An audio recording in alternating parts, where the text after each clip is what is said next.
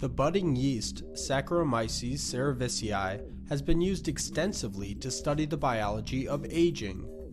In this article, we present a general protocol for measuring the replicative lifespan of yeast mother cells.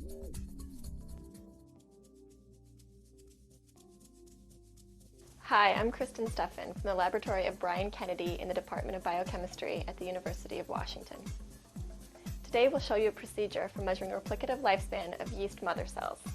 We use this procedure in our laboratory to study genes which influence the lifespan of yeast cells. So let's get started. For the replicative lifespan experiment and the preparation of yeast cells for lifespan analysis, solid YEPD plates need to be prepared. To do this, use appropriate sterile technique to prepare these YEPD agar plates. Prepare at least 2 plates for every 4 to 5 strains to be analyzed in the lifespan experiment.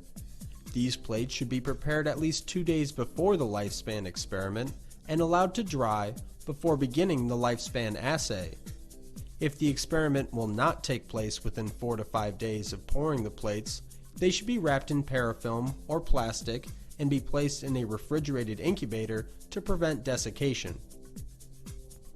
Remove the yeast strains from frozen stocks and streak for single colonies onto the YEPD agar plates.